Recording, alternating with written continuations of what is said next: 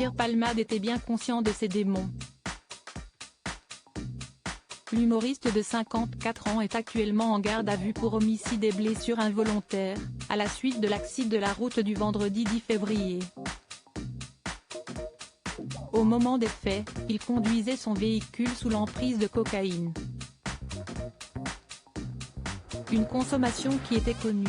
Pierre Palmade et ses amis parlaient publiquement de son addiction. Il avait donc tenté à plusieurs reprises une cure de désintoxication. La dernière en date aurait eu lieu en septembre 2022, selon Benjamin Lecoge, rédacteur en chef à Paris Match, invité de l'émission C'est à vous sur France 5, jeudi 16 février. Cela aurait fait suite à une tentative d'extorsion dont aurait été victime Pierre Palmade, par un escort boy qui lui faisait du chantage en lien avec une vidéo intime personnelle. Il comprend que ça déconne. Il ne va pas bien. Il part en cure en Tunisie. Il réserve un séjour de 14 jours.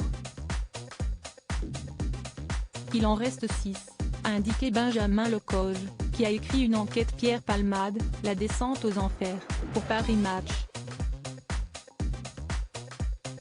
Pierre Palmade, François Cluzet, Benoît Magimel. Les stars sans tabou sur leurs addictions. Une rechute pour Pierre Palmade. D'après Benjamin Lecoge, il semblerait que la dégradation du rapport du comédien aux stupéfiants était réelle ces derniers temps. Une situation confirmée par une source bien informée dans l'édition de gala de ce jeudi 16 février. Depuis octobre dernier, il était très déprimé. Il s'était mis en retrait de son entourage et avait replongé dans la coke et les rencontres sexuelles via Internet. Par le passé, Pierre Palmade a eu recours à au moins 2 cures de désintoxication. Le très proche ami de Muriel Robin l'avait notamment évoqué au moment de la sortie de son livre « Dites à mon père que je suis célèbre ». En 2019, j'ai fait 2 cures de désintoxication, une de 3 jours, je me suis enfui, et une de 3 semaines, avait-il confié au journal Le Monde.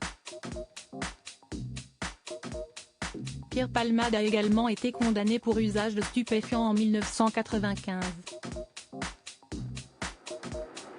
Crédit photo, capture d'écran France 5.